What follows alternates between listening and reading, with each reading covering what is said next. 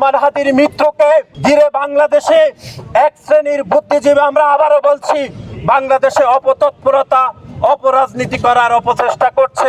ইতিমধ্যেও তারা বাংলাদেশের দুই একটি সুনামধন্য প্রতিষ্ঠানে তারা হামলা এবং ভাঙচুর করেছে।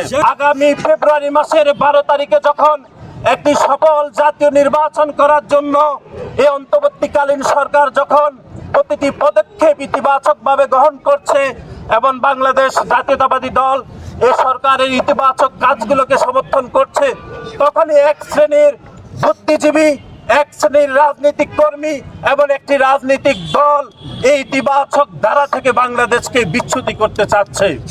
এবং আমরা লক্ষ্য করছি তারাই আজকে ওসমান হাদির মৃত্যুর পরবর্তী সময়ে বাংলাদেশের বিভিন্ন অফিস আদালতে তারা হামলা করার পায়তারা করছে, যেন আগামী ফেব্রুয়ারি মাসে যে একটি সফল নির্বাচনের জন্য বাংলাদেশের মানুষ মুখিয়ে রয়েছে, সেই নির্বাচনকে যেন বানচাল করা যায়, সেই জন্য সেই কথিত বুদ্ধিজীবী, কথিত রাজনৈতিক দল তারা তৎপর রয়েছে। সংগ্রামী বন্ধুগণ,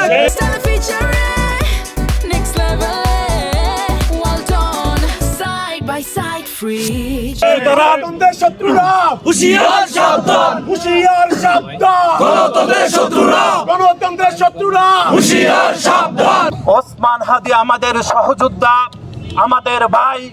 বাংলাদেশ জাতীয়তাবাদী ছাত্রদল জুলাই এবং আগস্টে সেই গণ অভ্যুত্থানের শক্ত অংশীদার হিসাবে 142 জন নেতাকর্মী যে সংগঠনের শহীদ হয়েছিল, সেই শহীদদের কাতারে শহীদ ওসমান হাদি ইনশাল্লাহ ঠাঁই পাবে বলে আমরা মনে করি।